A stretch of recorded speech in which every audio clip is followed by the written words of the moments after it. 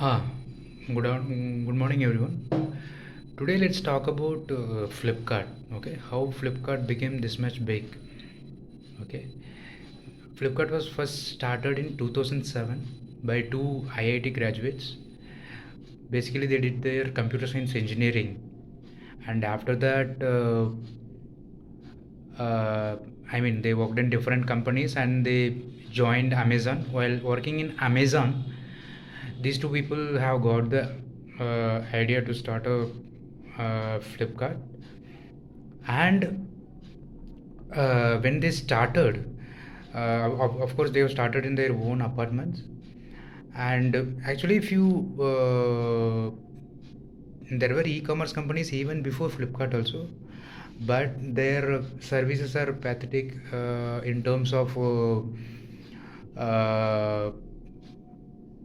customer service is not very that much great, and as a whole ecosystem was has not evolved. Suppose take payments, online payments, payment gateway companies have not evolved that much, logistics have not evolved that much.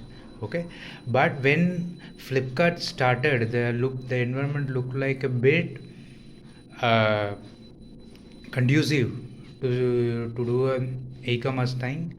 And once it got started, uh, of course they have started with books just like Amazon did in US. Because why they started with book means, book is something that won't break while transportation, and that won't get any issue while storing it. Okay, so due to all these three things, uh, they started with books. Okay, so after that they have expanded.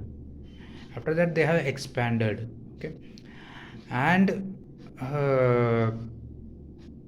next thing is, uh, so they have started it. And when they were going through the I mean, when they were running the company, they found out like people are apprehensive in paying the money online, and they felt like to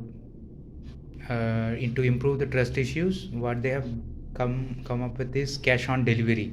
So they are the one who had come up with cash on delivery option. So which means the customer doesn't need to pay till he gets the item in his hand. Okay, so this worked well for them.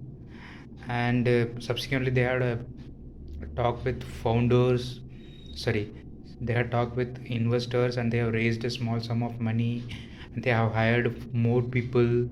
Okay, so this is how they started running. And they were doing I mean, really very good. I think till online marketplace market was open for foreign companies. After that, Amazon came in. Okay, so Amazon became a good competitor for Flipkart. And if you see, Flipkart is started in a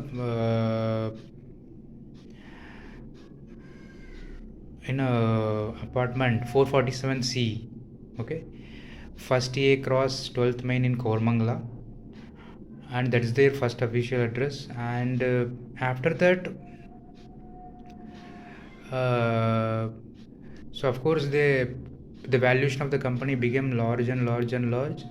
And at a particular point, say when they were selling the company in 2018 to when Walmart bought 77% stake, the company's whole valuation was 21 billion at that time. So which means they have evolved that much. And Walmart of course paid 16 billion for their 77% stake. And once it got bought, so as in this venture capital funding, what happens is, uh,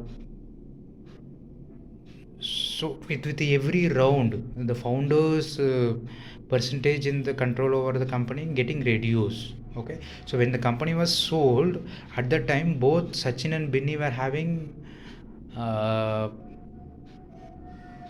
stake of each 5.5% only. Okay, but that 5.5% was worth around, say, $1 billion. So both when they came out, uh, both were having 1 billion with each. Okay, so that means although the stake got down to for both of them together 11%, till they were worth each $1 billion. Okay, so and if you at that point of time uh, when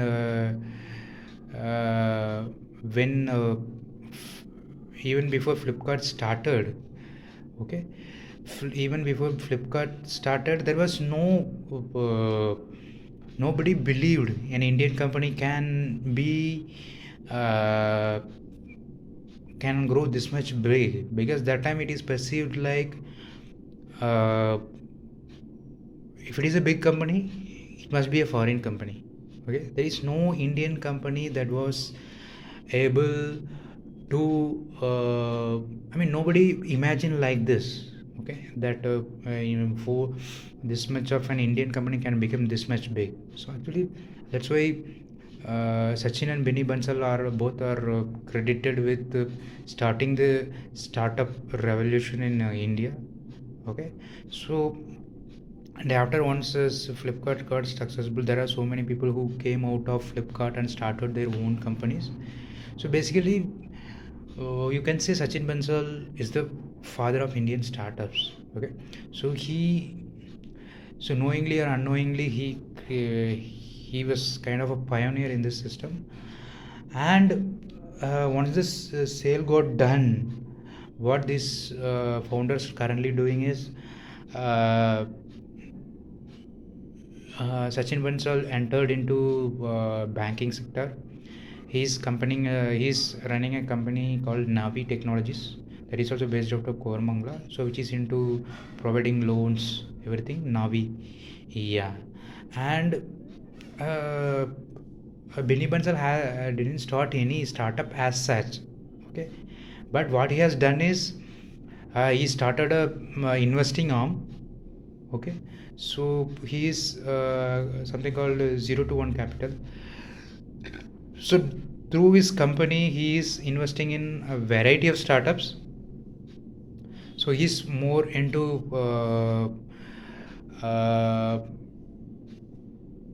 yeah, so he's kind of nowadays investing in startups. And he so the basically the thing is uh, whatever today startup has become a mainstream in India. It's become a mainstream industry. Okay, but before 15 years it was there is no industry as such like startups and the so these people have started this uh, kind of a revolution.